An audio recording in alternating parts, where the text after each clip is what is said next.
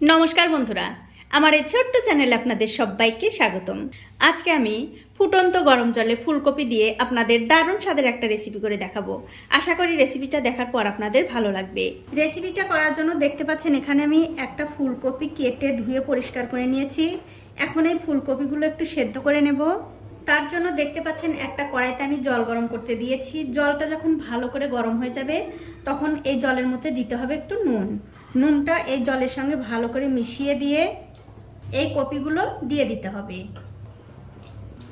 সবগুলো ফুলকপি দিয়ে দেওয়ার পর ভালো করে এই জলের সঙ্গে মিশিয়ে দিয়ে এই ফুলকপিগুলো 2 থেকে 3 মিনিট সেদ্ধ করে নিতে হবে। 2-3 মিনিটের বেশি কিন্তু সেদ্ধ করার কোনোই দরকার নেই।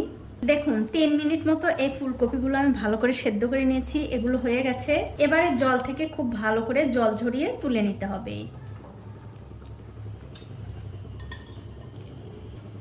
তুলে নেওয়ার পর এই কপিগুলো একটু ভালো করে ঠান্ডা করে নিতে হবে। দেখুন ফুলকপিগুলো কিন্তু আমি খুব ভালো করে ঠান্ডা করে নিয়েছি। এখন এর মধ্যে দিয়ে দিচ্ছি 1/2 চামচ রসুন বাটা, স্বাদ অনুযায়ী নুন, 2 চামচ লঙ্কার গুঁড়ো, 1 চামচ হলুদের গুঁড়ো, 1 চামচ ধনিয়ার গুঁড়ো, 1 চামচ জিরার গুঁড়ো।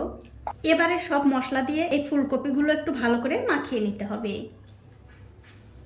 ফুলকপিগুলো কিন্তু খুব ভালো করে মাখানো হয়ে গেছে। এখন এর মধ্যে দিয়ে দিচ্ছি 2 চামচ চালের গুঁড়ো আর 2 চামচ ময়দা। এখন দিয়ে দিচ্ছি একটু টমেটো সস। এতে করে এই পকোড়াগুলো যখন আপনারা খাবেন তখন টক মিষ্টি ঝাল একটা স্বাদ আপনারা পাবেন। এখন এর মধ্যে সামান্য একটু জল দিয়ে আবারও খুব ভালো করে মাখিয়ে নিতে হবে। তবে বন্ধুরা জল কিন্তু আগেই খুব একটা বেশি দেওয়া যাবে না, অল্প অল্প করে জল দিতে হবে আর মাখাতে হবে। দেখুন অল্প অল্প করে জল দিয়ে খুব সুন্দর করে ফুলকপিগুলো কিন্তু আমি এই মশলার সঙ্গে মাখিয়ে নিয়েছি। এখন আমি পকোড়াগুলো ভেজে নেব। তার জন্য একটা কড়াইতে দিয়ে দিচ্ছি সাদা তেল।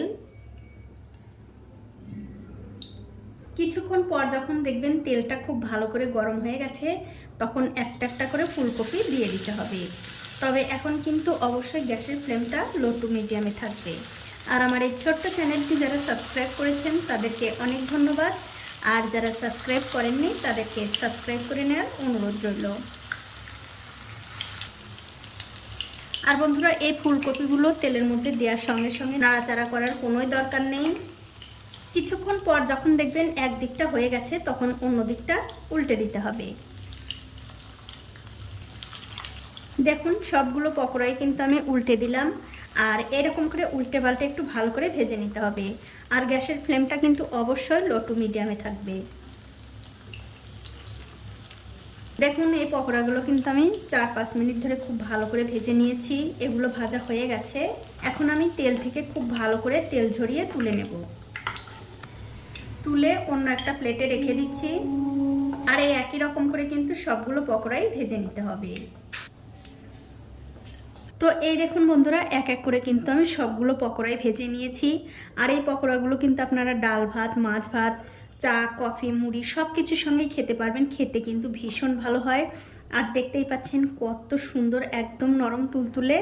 আবার এই পকোড়াগুলো কিন্তু আপনারা টমেটো সস দিয়েও খেতে পারেন, খেতে কিন্তু ভীষণ ভালো হয়। তো বন্ধুরা আমার আজকের এই ফুলকপির পকোড়ার রেসিপিটা আপনাদের কেমন লেগেছে? যদি ভালো লেগেই থাকে অবশ্যই একটা লাইক, কমেন্ট আর শেয়ার করতে ভুলবেন না।